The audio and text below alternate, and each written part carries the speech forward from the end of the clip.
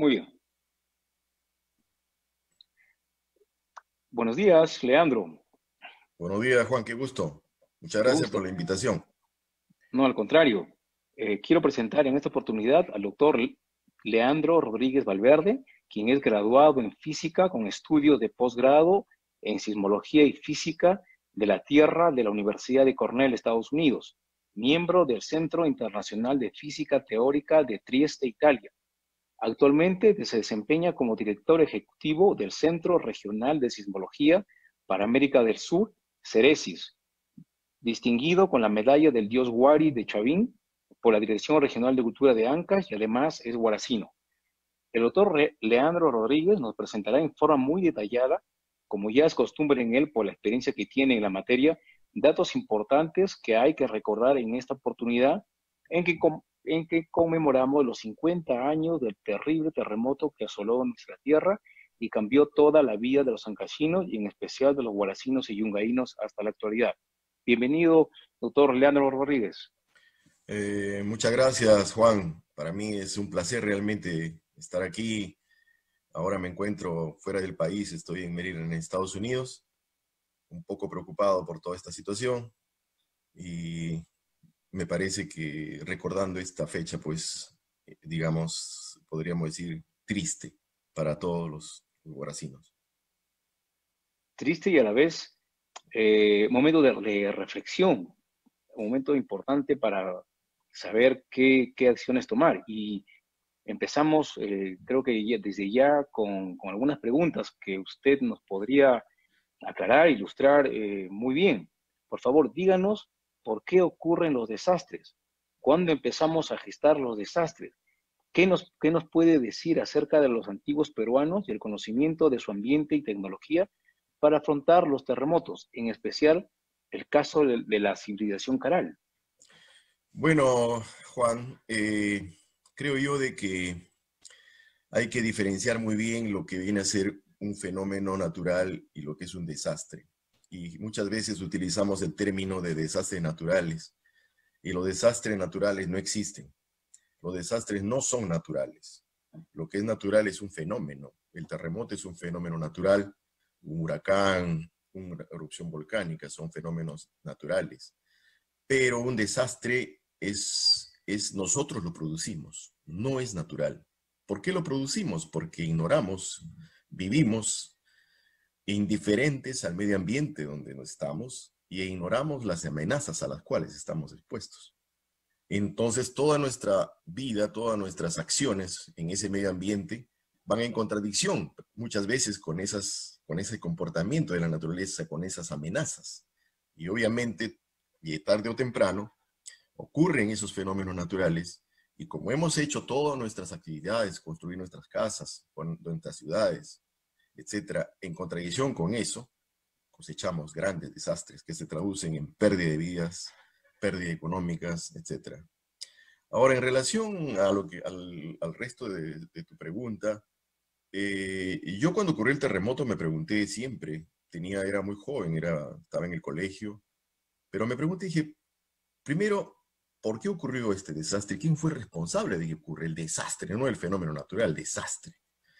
Y bueno, pasaron muchos años investigando el tema, me dediqué a las ciencias, creo que dedicarme a la sismología fue también esto que me marcó, fue un elemento importante para tomar esa decisión. Y no encontré la respuesta en las ciencias naturales. Tuve que ir a la historia, a la antropología, a la arqueología, a las ciencias sociales, en otras palabras, para poder responderme a esa pregunta. Y descubrí que todo comienza con la conquista. Los antiguos peruanos, obviamente en base a miles de años de experiencia, desarrollaron un cierto conocimiento, un conocimiento importante de su medio ambiente, y vivían hasta cierto punto muy en armonía con ese medio ambiente. Obviamente había fenómenos naturales que no podían adelantarse ni siquiera prevenirlos porque tenían tiempo de recurrencia de siglos, como muchas veces ha ocurrido con los fenómenos del Niño, grandes terremotos también. Entonces, con la conquista se destruye todo ese conocimiento, se ignora y se destruye ese conocimiento que dan los antiguos peruanos. Y ahí comienza a gestarse los desastres que cosechamos 500 años después. ¿Por qué? Porque construimos las ciudades en las zonas más peligrosas y porque también empezamos a hacerlas ignorando ese medio ambiente que se vivía. Calles angostas en el caso de Huaraz, construcciones muy altas de adobe, ¿no? Entonces, obviamente, teníamos que estar sentados esperando que ocurra un terremoto como el que ocurrió y que destruya todo lo que se había hecho mal. Esa es la realidad. Y los antiguos peruanos generaron un conocimiento muy importante. Miren, quiero mostrarles algunas cosas importantes. Por ejemplo, ¿se ve, por favor? Separado la imagen. ¿No se Ahora ve? sí, Ya, ahora sí, perfecto. continuamos. Se ve bien. Yo quisiera mostrarles, por ejemplo, voy a mostrar esta figura, perdón, disculpen, esta figura de acá. Un momentito. Ahí está. ¿Se ve? Sí, sí, sí, sí. Muy bien. Lo que están viendo Claramente. ustedes, en la figura, son lo que se ha encontrado en Caral hace 5.000 años. Mejor dicho, hace 5.000 años se encontró esto, sino hace 5.000 años los de Caral hicieron esto. ¿Qué cosa es esto? Esto se llama las xícaras. Las xícaras son este tipo ustedes pueden ver lo son las xícaras. Es una bolsa tejida con rocas dentro de estas xícaras.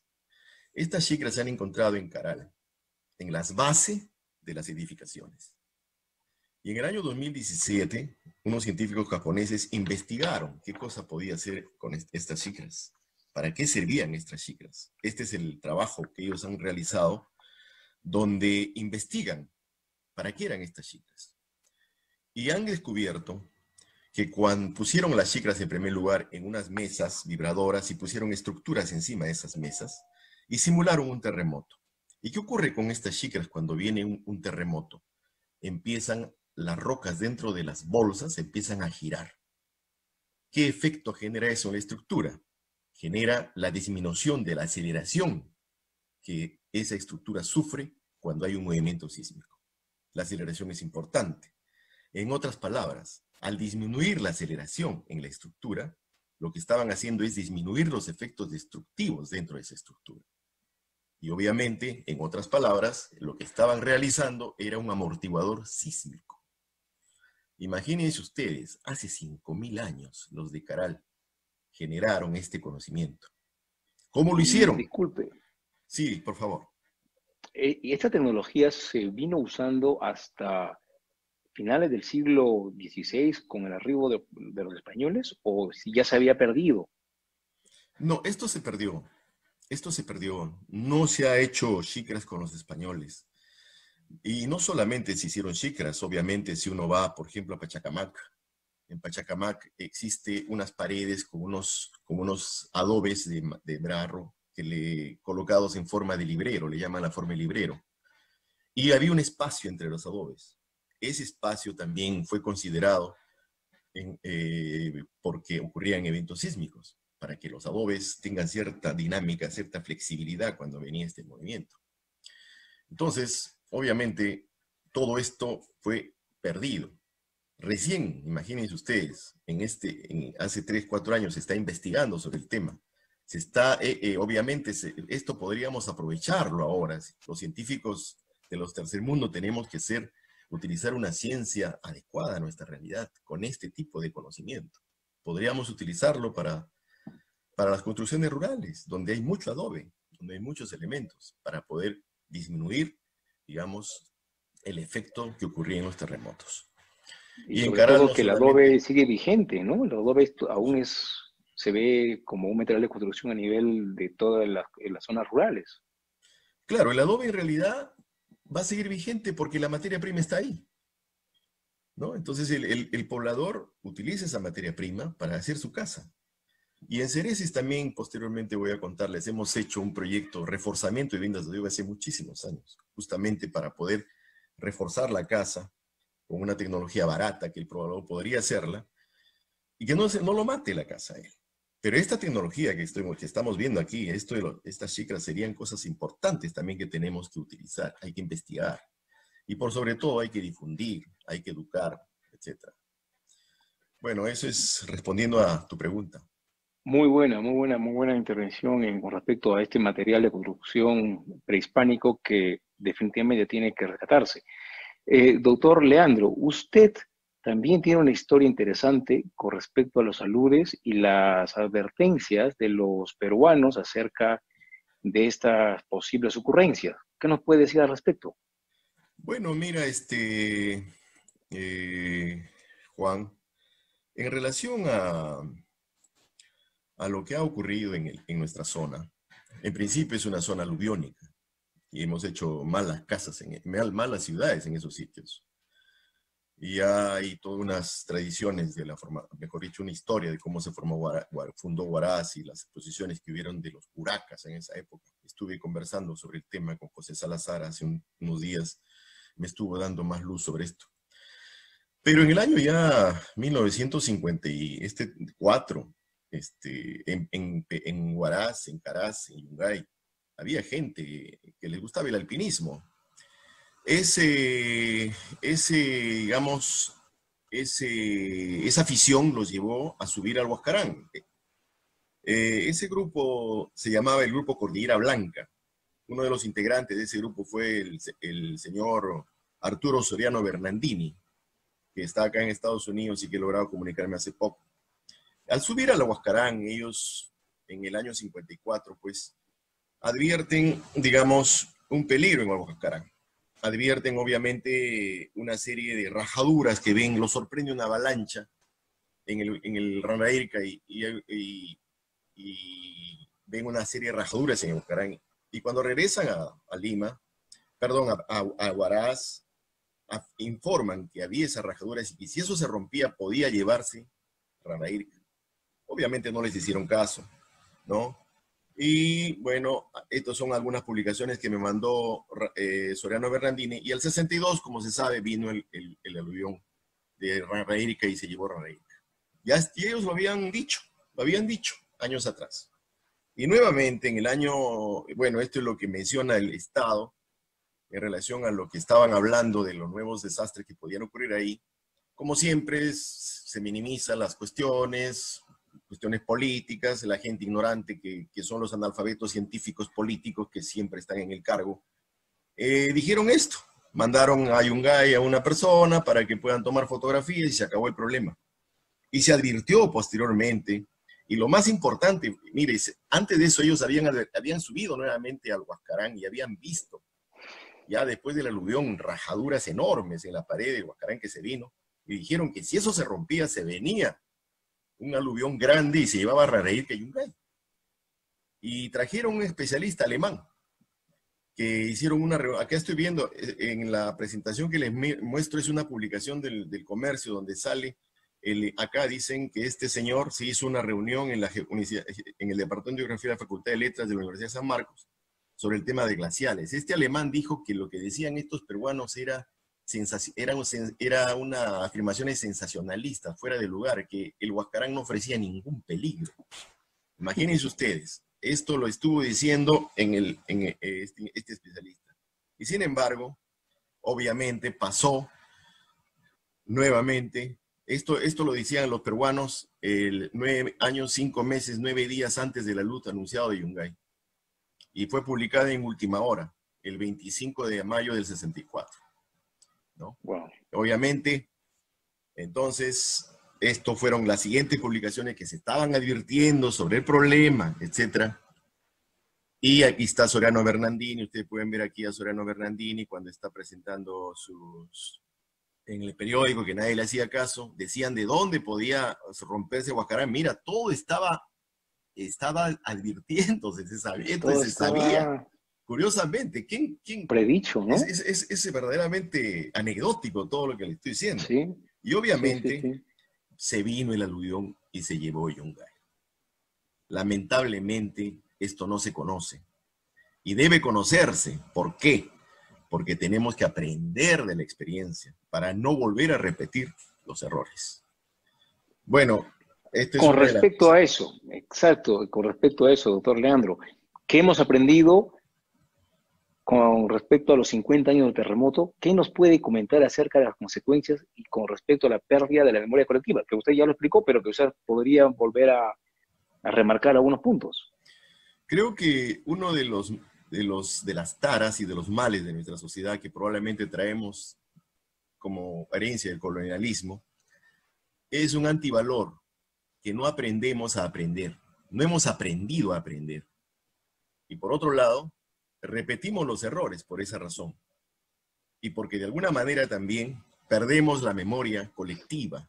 No solamente en cuestiones de desastres, en todo perdemos la memoria colectiva. Posiblemente se deba a que la enseñanza que tenemos en los colegios es muy deficiente, porque adolece de muchas cosas. La enseñanza se basa mucho en forma, pero no en fondo. El fondo implica tener creatividad, tener innovación, aprender de la experiencia, ¿no? Y lamentablemente nosotros hemos perdido esa experiencia. Y en la charla que di en Yungay en el año 2017 pude comprobar tristemente que el 95% de los auditores donde di la charla no tenían una idea clara de lo que había ocurrido en el terremoto de 1970.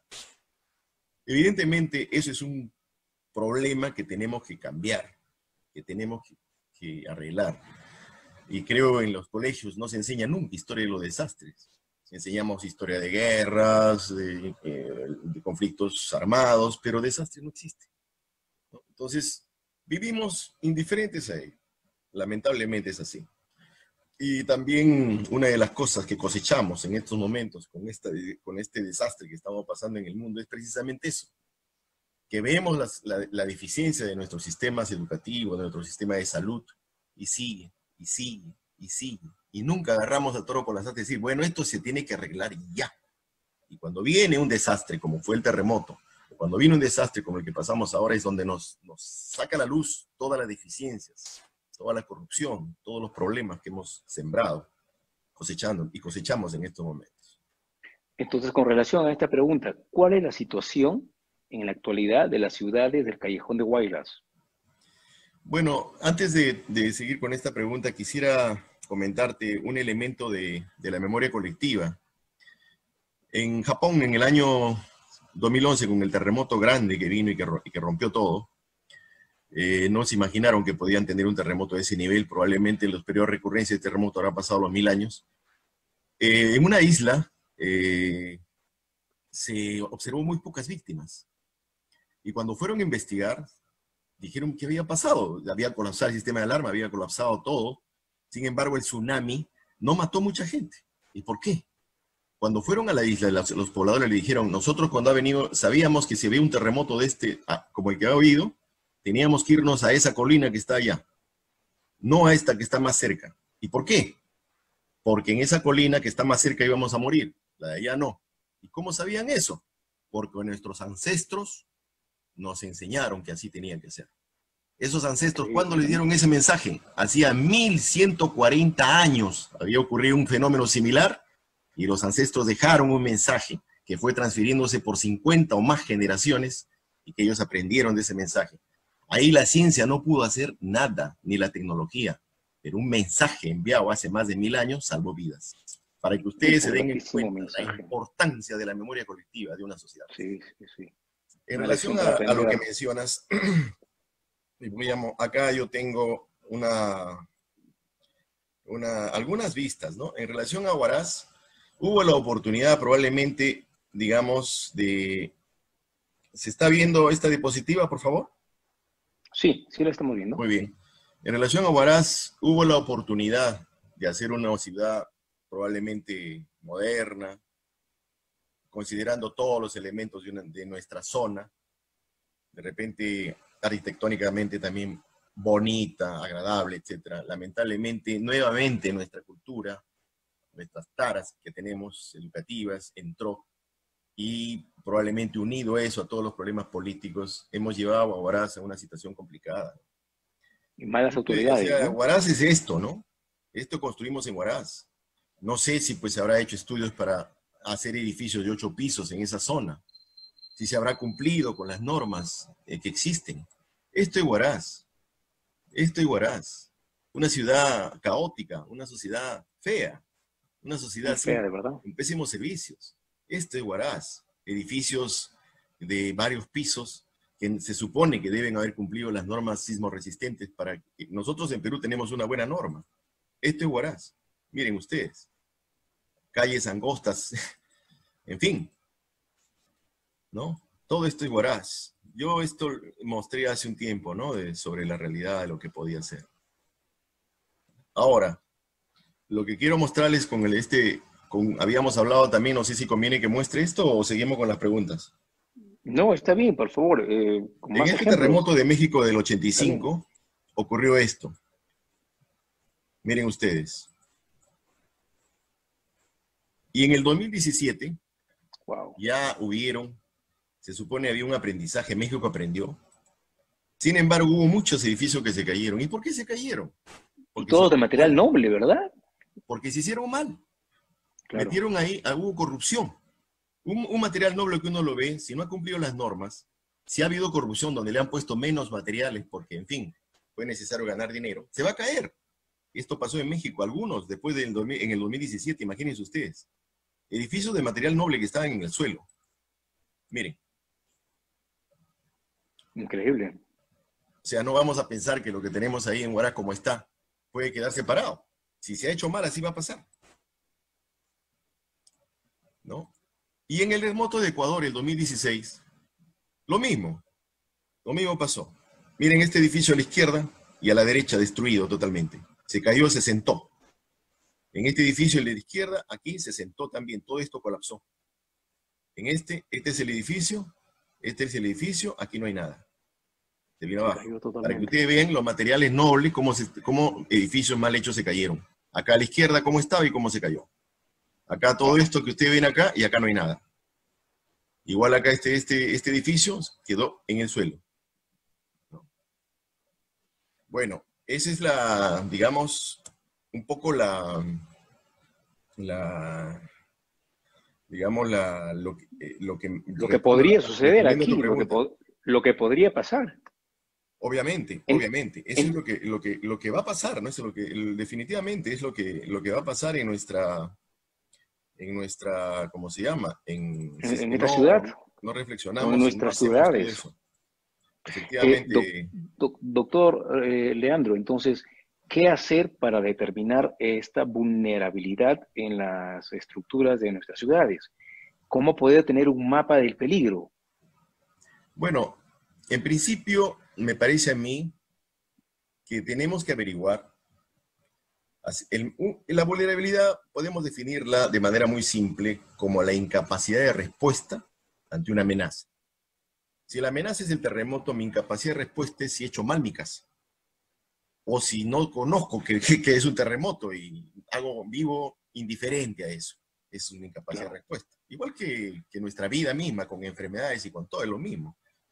claro. Bueno, entonces, lo que tengo que averiguar es si mi casa va a soportar un terremoto de magnitud grande, en primer lugar. ¿Y es posible tener Por esta supuesto, información? por supuesto. Mira, no soy un ingeniero civil, puede ir ve los planos, sabe cuál es el código, sabe en dónde está construida la estructura y puede determinar si se ha cumplido con el código y si está bien hecho. Y vas a poder saber si con una solicitud sísmica grande esa estructura va a soportar o se viene abajo. Es así. Nosotros como Ceresis hemos hecho y como en convenio con la Universidad Nacional de Ingeniería, hemos hecho una plataforma que voy a mostrarles ahora. Un momentito, por favor. ¿Dónde está la Sí, plataforma? no, tiene todo el Vamos tiempo a del ver. mundo, por favor. ¿Perdón? Que tiene todo el tiempo del mundo, con tranquilidad. Vamos a ver si acá, vamos a ver si está la plataforma Ahí por aquí. está. No sé si se ve la encuesta. Sí, Bueno, bueno, ahí dice encuesta de vulnerabilidad sísmica, ¿lo ve? sí, Bueno, esta plataforma la hemos hecho con la Universidad de Ingeniería justamente para poder determinar la vulnerabilidad sísmica. El mismo poblador tiene que responder esto. Obviamente es un elemento aproximado, pero ya nos da un indicador, ¿no? Uno va a la encuesta aquí y obviamente identifica automáticamente dónde se encuentra la casa. Obviamente ahí me está identificando que estoy en Estados Unidos. Y empieza uno a responder una serie de preguntas: el tipo de suelo donde está hecha la construcción, el área de edificación, el número de habitantes, una serie de preguntas. Si se ha hecho con asesoramiento técnico o no, el sistema estructural le dan figuras para que responda cómo es, el año de la construcción, aspectos geométricos, irregularidad de la altura, si no hay muros. Todo esto O sea, el poblador puede responderlo, y terminando la respuesta, la plataforma le va a decir en qué estado de vulnerabilidad se encuentra su casa. esta herramienta la podría usar un poblador común y corriente, pero además el municipio hacer de esto pues un arma para la seguridad de la ciudad, ¿verdad? Como una primera aproximación, creo yo, podemos hacerlo. Y para crear también conciencia y para que también la gente de alguna manera entienda de que es necesario enterarse cómo está su casa para que no lo mate cuando venga un Claro, terremoto, ¿no? Y claro, por porque otro lado muchos hablan de la también, mochila, pero ¿para qué tener una mochila? yo creo Mejor que hay tener que una pensar en casa esto, bien ¿no? puesta, Claro, ¿no? claro. Y por otro lado, obviamente hay que tener en cuenta de que esto también, si la plataforma le dice que su vulnerabilidad es media o alta, podría acercarse a un ingeniero y decirle: oye, evalúa mi casa, por favor, me ha salido esto en esta plataforma. Y esta plataforma lo que hace es genera un mapa de vulnerabilidad. Aquí, digamos, observen ustedes, de todas las personas que van respondiendo, van generando un mapa. Igualmente en Huaraz, todas las personas que van respondiendo se va generando un mapa de Huaraz, de vulnerabilidad. ¿Entiende? Esa es la idea. Aquí en esta link que voy a mandarle, está toda la información. O sea, no hay excusas para decir que un terremoto nos puede coger con pues, con el pantalón abajo, como se dice, ¿no? Claro.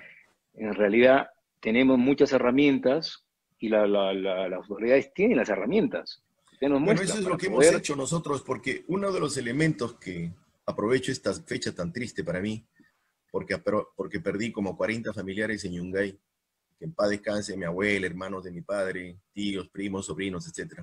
Y en Huaraz perdí a mi tía, hermana de mi madre, y su esposo y su hijita. Una fecha triste. Aprovecho para que nosotros no permitamos que vuelva a ocurrir esto. Que ya no, o sea, no debe volver a ocurrir un desastre de esta naturaleza. Y yo creo que el desastre, más que por el terremoto, fue por las condiciones histórico-sociales que tenía la zona. Una zona, como les dije, se gestó toda esta situación de construir mala ciudad hace 500 años, pero las mismas situaciones políticas que vivía la zona: carreteras en mal estado, no había un buen abastecimiento de agua, electricidad pobre, a pesar que teníamos el no había primer impacto, aeropuerto, no había aeropuerto, todo, ¿no? Eso estaba listo todo para batir el récord en un desastre de esta naturaleza. Como dice Oliver y Smith, solamente en un país con estas condiciones pudo ocurrir un desastre de esta naturaleza. Y hay que entender que el sismo fue de 7.6, no fue un terremoto extraordinario, ni mucho menos como el que estamos esperando en Lima. claro. Y sin embargo, pasó todo esto por eso que acabo de mencionar.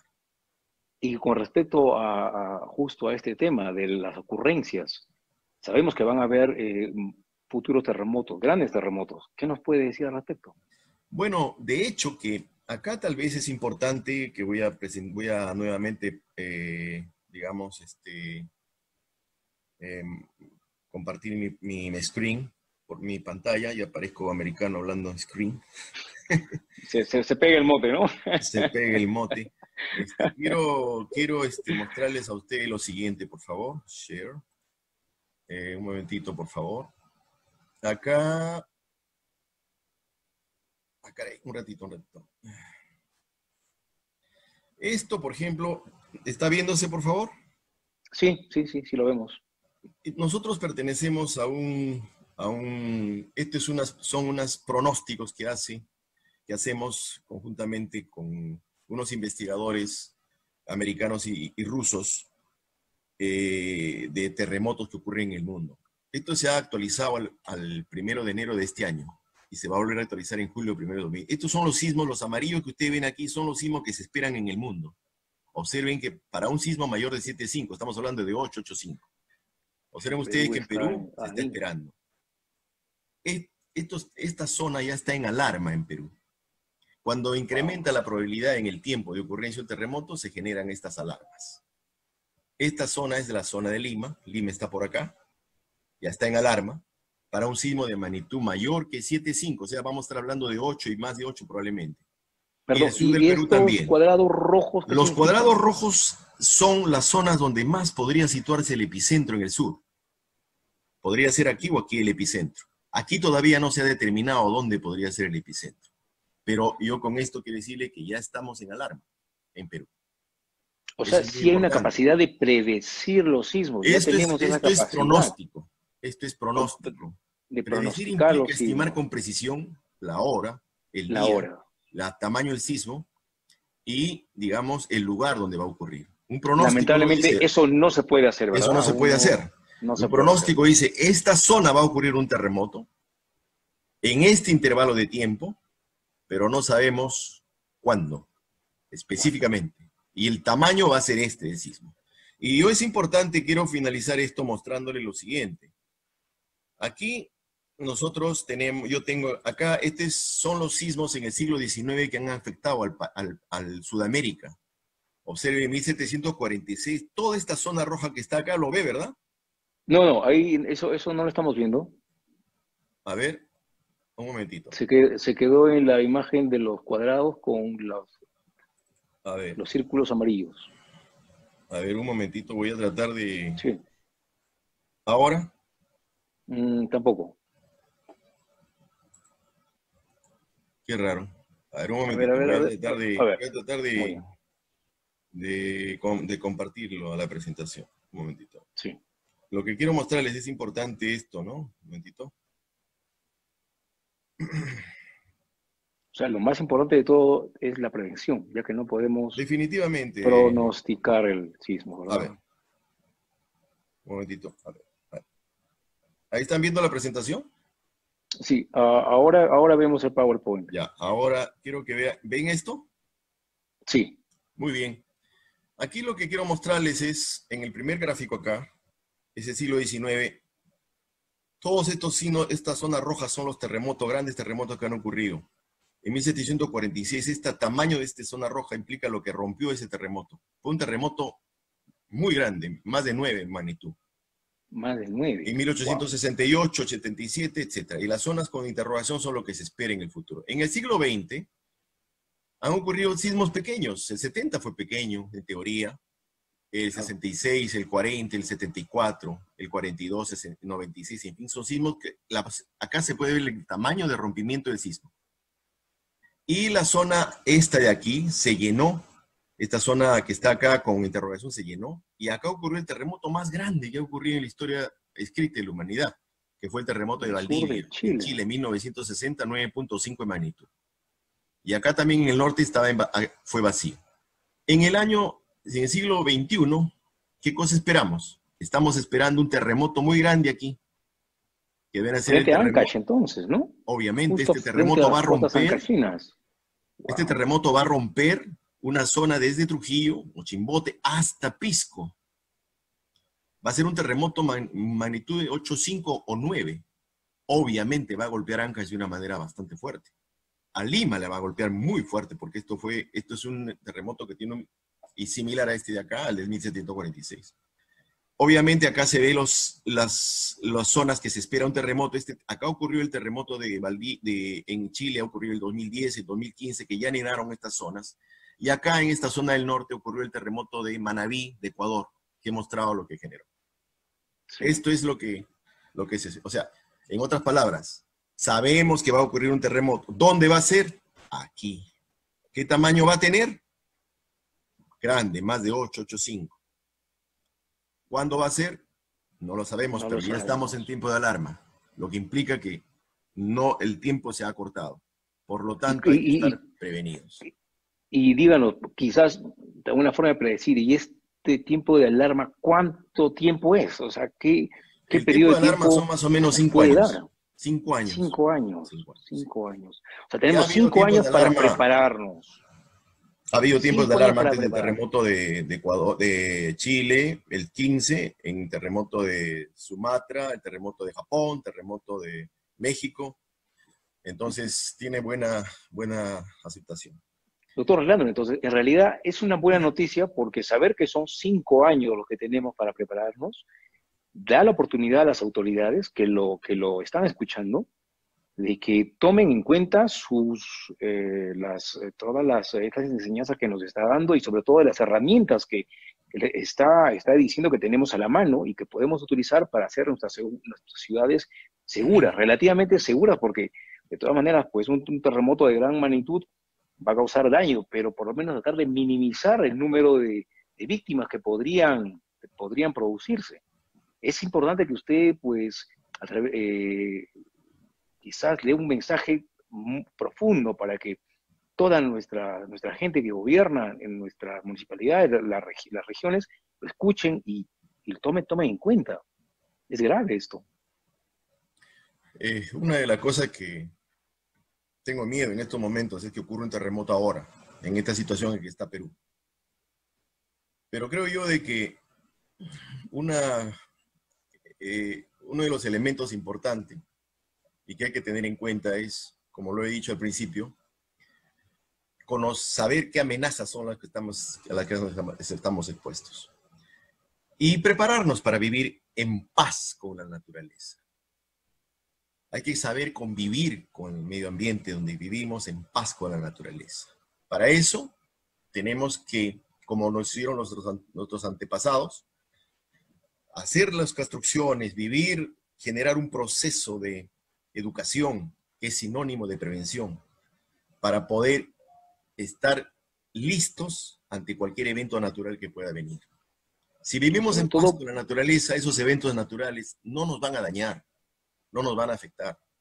Pero si vivimos en contradicción con la naturaleza, obviamente vamos a cosechar desastres que van a traducirse en muertes, destrucción de infraestructura, etc. Creo yo que esto hay que hacerlo ya, comenzar con un proceso educativo fuerte en los colegios y en la población sobre esto. exacto. Y en Huaraz hay que tener en cuenta, muy en cuenta, que no solamente son los terremotos, sino los aluviones. Y hay que mirar con lupa las lagunas, porque dicen, nos pueden sorprender.